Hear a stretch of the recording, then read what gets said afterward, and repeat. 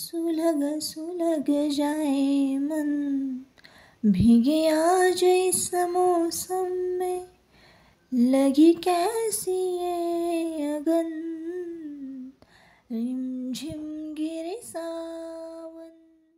Hello नमस्कार, मी सुप्रिया नवीन एका ब्लॉगमध्ये आपलं मनापासून स्वागत करते. तुम्हाला आजचा दिवस सुखाचा, आनंदी आणि आरोग्यदायी जाओ. तुम्ही जी काही स्वप्न पाहिली असतील ती सगळी स्वप्न तुमची पूर्ण होत. संध्याकाळची वेळ आहे आणि आमच्याकडे पावसाला सुरुवात झालेली आहे आणि पाऊस पडला की 2 ओळी गुणगुणाव्याशा वाटतातच. आवाज काय एवढा चांगला नाहीये तरी सुद्धा थोडंसं गुणगुणावं असं वाटतं. संध्याकाळ झालेली आहे आणि रोज संध्याकाळी ना आमच्याकडे बघा असा पाऊस पडतो. उन्हाळा चालू झालाय की पावसाळा चालू झालाय खरंच काय कळत नाही. ढगांचा बघा किती गडगडाट होतोय. तर असो, आता संध्याकाळ झालेली आहे आणि संध्याकाळच्या रुटीनला सुरुवात करायची आहे. अवतार बघा माझा असा दिसत असेल तर छान तेल वगैरे लावून मालिश करायची आणि केस धुवायचे. 1 आठवडा झालं केस धुतले नाही. दर उन्हाळ्यामध्ये काय करते मी, आठवड्यातनं 2दा तरी केस धुते. पण आमच्याकडे हे असं वातावरण आहे, इतकी थंडी आहे ना. तर गॅलरीमध्ये बघा पाणी किती झालेलं आहे. तर उन्हाळी काम तर बघा उडदाचे पापड राहिलेले आहेत आपले करायचे. पण हे असं वातावरण झालेलं आहे ना की उडदाचे पापड कसे करावेत ते कळणच काही. आणि यात्रा पण जवळ आलेली आहे तर यात्रेची पण तयारी करायची आहे. तर फुलं बघा आता किती छान फुललेली आहेत. औषध फवारल्यापासून ना इकडे ओलं आहे बरं का, नाही तर पळत येशील आणि घसरशील. गॅलरीमध्ये ओलं आहे. औषध फवारणी केल्यापासून ना फुलं बघा किती छान टवटवीत दिसायला लागले. भरपूर फुलं आली बघा.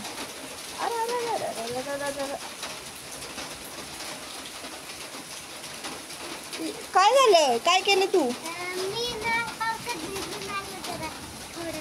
पावसात भिजून आलास? कशासाठी? माझ्यासाठी, मला मज्जा येते म्हणून. हो, पावसात, ह्या पावसात भिजायचं नसतं. ह्या पावसात लगेच आजारी पडतो माणूस. हो, हा काय पावसाळ्यातला पाऊस नाहीये. हा पाऊस, ह्याला काय म्हणतात माहिती का? या पावसाला वळीवाचा पाऊस म्हणतात. आपल्याकडे काय म्हणतात माहितीये का? वळीवाचा पाऊस. काय म्हणतात? वळीव. वळीव म्हणजे जाता जाता आलेला, म्हणजे नाही का. आता तर उन्हाळा चालू आहे, आता पावसाळा चालू आहे का नाही? अजून पावसाळा लागणार आहे. मग हे शेवटचे जे दिवस असतात ना ते पावसाळ्यातला एखादा राहिलेला पाऊस म्हणजे वळीवाचा पाऊस असं असावं करायची. तर आमच्याकडे या पावसाला ना वळीवाचा पाऊस म्हणतात. तर गॅलरीमध्ये ना अंथरुणं पांघरुणं हे अशी ठेवलेली असतात ना, तर ती अशी बघा घरामध्ये घ्यावी लागतात. गॅलरीमध्ये बघा किती ओलं झालेलं आहे. तर असो, आजचा बेत छान मस्त पाऊस पडतोय, गरमागरम पावभाजीचा आज बेत आहे. रेसिपी पण शेअर करणार आहे आणि रुटीन पण शेअर करणार आहे. अजून 1-2 गोष्टी मला शेअर करायच्या आहेत. तर ब्लॉग कंटिन्यू करा. देवांशची हेअरस्टाईल बघा. देवांशनं पावसात भिजून आले आणि हेअरस्टाईल बघा कशी केली. छबरी हेअरस्टाईल. कुठली छबरी हेअरस्टाईल? छबरी? हां, असली छबरी हेअरस्टाईल आहे व्हय? हो. कशाला असं केलेस? हे पाणी लावून केस का अशी केलं? चांगलं वाटतंय. फटके देऊ नको. मग हे असं कशाला केलं? ओलं सर्दी होईल ना. बघ पसारा कसा पडलाय. कपडे हे टोप्या वगैरे धुवून आणलेल्या त्या व्यवस्थित वाळत घालायच्यात आणि बराचसा पसारा जो आहे तो आवरायचा आहे. बाबू पडदे वगैरे नीट कर. आता हे आवरून ठेवूया. चल, संध्याकाळचं. पाऊस पडला ना की हमखास आमच्याकडे लाईट जातेच जाते. पण शांत पडतोय, असं वारं वादळ नाही आहे, त्यामुळं लाईट जाण्याची शक्यता कमी आहे. हे एवढे कांदे जे आहेत ना सासूबाईंनी सोलून ठेवलेले आहेत. लाल तिखट जे आहे ना ते आपल्याला मिसळायचं आहे. एखाद्या दिवशी त्याचा व्हिडिओ नक्कीच मी तुमच्याबरोबर शेअर करेन, कारण लगेच नाही होत मिसळून. त्याला लसूणसुद्धा सोलावं लागतं, भरपूर खोबरं खिसावं लागतं, मगच ती चटणी जी आहे ती मिसळता येते. आज दुपारच्या जेवणामध्ये कढी आणि भात केलेला होता. एकदम मस्त पोट भरून असं जेवण झालं. वातावरणामध्ये ना पाऊस पडल्यामुळं अगदी थंडावा गारवा निर्माण झालेला आहे आणि संपूर्ण झाडं बघा किती छान अशी निर्मळ शुद्ध झालेली आहेत. छान आंघोळ केल्यासारखी हिरवीगार झालेली आहेत. तुमचे दादा थोडंसं खाली जाऊन उभं राहिले होते. फोन त्यांचे कामाचे जे आहेत ते चालू होते. तर थोडंसं बाहेर खाली फिरायला गार्डनमध्ये ना पाऊस पडल्यानंतर खूप भारी वाटतं ताईंनो. आणि पाऊस रिमझिम रिमझिम चालूच होता. तुम्हाला दिसत असेल पाणी माझ्या हातावर पडत आहे. तर असो, तर आता संध्याकाळ झाली ना, संध्याकाळ हो अगर ना हो, पाऊस पडला ना, 4:30 वाजले की चहाचं टायमिंग, म्हणजे चहा पाहिजे सगळ्या घरातल्यांना. तर आजीबाबांना चहा करून दिला, तुमच्या दादांना, आयुष दादाला आणि देवाला चहा दिलेला आहे. आणि मी स्वतः घेऊन इथं मेन डोर जे आहे हॉलचं, तर तिथं बसलेली आहे. तर ताईंनो, हा माझा एक आवडता पॉईंट आहे चहा घेऊन बसण्याचं. म्हणजे काय होतं ना, तुम्हाला सांगते इथून काय होतं. पाऊस जो आहे ना, बारीक बारीक पडतो ना, असं फाउंटन कसं उडतं असं चेहऱ्यावर, अंगावर, तसं थंड थंड पाणी ना असं अंगावर उडतं. म्हणजे घरामध्ये बसून ना पावसात भिजण्याचा फील घेता येतो. थंडगार वातावरण असताना गरम गरम चहाचा कप हातात असेल ना, तर काय पाहिजे अजून. म्हणजे स्वर्गीय सुखच आहे ताईंनो. म्हणून मग ही जी मेन जागा आहे ना, तर तिथं मग मी बसलेली. तर तुमचे दादा जे आहेत तर ते पिक्चर बघत होते आणि आयुष दादा पण पिक्चर बघत होता. एक मस्त असा पिक्चर लागलेला होता. तर त्या पिक्चरचं मला नाव काय आठवत नाही, पण स्टोरी खूप छान होती. स्टोरी लक्षात आहे की डिप्रेशनमधून कसं बाहेर पडायचं. तर त्या पिक्चरमधून मला म्हणजे कळालं की कसं, म्हणजे प्रत्येक वेगवेगळे पिक्चर बघावे, इतकी नावं असतात ना, खूप छान छान. मी चित्रपट बघते पण नावं अजिबात माझ्या लक्षात राहत नाही. तुम्हाला मी सजेस्ट करेन एखाद्या व्हिडिओमध्ये की कुठले कुठले पिक्चर बघितले पाहिजे. आज पावभाजीचा बेत होता, त्यामुळं पाव आणून ठेवलेले होते घरामध्ये. आणि त्यानंतर मग पावसाला सुरुवात झाली, ते एक बरं झालं. तर आज ना खूप दिवसांनी मी स्वतःकडे लक्ष दिलेले आहे. म्हणजे अगदी चापून चुपून वेणी घातलेली आहे, छान भरपूर तेल लावलेलं आहे ताईंनो. आणि आत्ता मी वेणी घातलेली आहे ना, तशी मी 2 वेण्या घालायचे. तुम्हाला सांगते, माझं लग्न झाल्यानंतर 2 वर्ष मी असेच 2 वेण्या घालत होते आणि त्यामुळंच माझे केस खरं तर चांगले राहिले. अशा पद्धतीनं तुम्ही जर वेण्या घातल्या ना, अजिबात केसांना फाटे वगैरे फुटत नाही. केस गळण्याचा प्रॉब्लेम जो आहे तो सुद्धा कमी होतो ताईंनो. आणि अशा पद्धतीनं मोकळे केस जर तुम्ही ठेवलात ना, फाटे फुटणार, सगळे प्रॉब्लेम्स तुमच्या चालू होणार. अशा पद्धतीनं रोज छान चापून चुपून तेल लावलं, अशी वेणी घातली ना की खूप भारी दिसतं. तर खूप दिवसात मी ही अशी वेणी घातली होती ना, खूप भारी वाटत होतं मला आणि एकदम मी वेगळीच दिसत होते. तर एक हॅपीनेस होता मला. तर अशी वेणी ही तुम्हाला आवडली का मला नक्की कमेंट करून सांगा. त्यानंतर भाज्या वगैरे सोलून घेतल्या आणि कुकरला लावून दिल्या पावभाजीसाठी आणि तेवढ्यात लाईट गेली. तर लाईट गेलेली आहे आत्ता आणि चार्जिंगचे बल्ब जे आहे ते चालू आहेत. तर समोर बघा किती अंधार दिसत आहे. तर त्यानंतर मग मी दिवाबत्ती केली. तोवर माझं संपूर्ण घर वगैरे जे आहे ते आवरून झालेलं होतं, झाडून लोटून झालेलं होतं. मस्तपैकी छान एक सुगंधित असा धूप लावला आणि दिवाबत्ती केलेली होती घरामध्ये. निवांत सगळं वातावरण जे आहे घरातलं ते असं निवांत होतं. कुकरमध्ये भाजी शिजत होती, पावभाजी, आणि आम्ही इकडे हॉलमध्ये बसलेलो होतो. त्यानंतर मग करायचं तरी काय अंधारामध्ये, तर म्हटलं चला लसूण सोलायला घेऊया, कारण चटणीला लसूण लागणार आहे आणि भरपूर लसूण लागतो ताईंनो. 300-400 ग्राम लसूण तर पाहिजे चटणी मिसळण्यासाठी, लाल तिखट मिसळण्यासाठी. म्हणजे हे लाल तिखट आपण 2 महिन्यासाठी करून ठेवणार आहोत. त्यासाठी ना एवढा लसूण पाहिजेच आहेत. अजून खरं तर पाहिजे, पण एवढाच मी आता आधी सोलून घेणार आहे. तोवर लाईट आली की मग लगेचच भाजी फोडणी घालायला आपण घेणार आहोत. तर आता इकडे मी लसूण सोलते ना, तर इकडे बघा देवांशचं काय चालू झालेलं आहे. तुझा उपवास आहे का? हो. मग कुठली पोथी वाचतोय तू? 30. साडीचं बिल येते.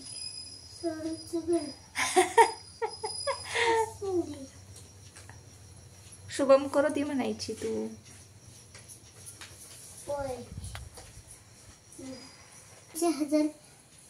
200,000 एवढ्याची नाही साडी घेतली.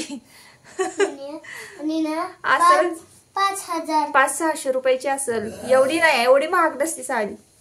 एवढी महाग नाही वापरत मी. हा. आणि ते तुझं उपवास होता तेव्हा तू तेच बोललं होतं ना. काय बघू ते, मला वाचू दे. वाचू. अरे ते स्वस्तिकची माहिती आहे बाळा. स्वस्तिक बोल की मग तू, मंत्र बोल नीट उपर. कुठलं स्वप्न पडतं बाळाला? भूताचं. होय का? मग सांग देवाला. सांगितलं की. तू घाबरतो का कुठलं स्वप्न पडल्यावर? कुठलं पडतं? भूताचं. फक्त ना चांगले स्वप्न पाठवा.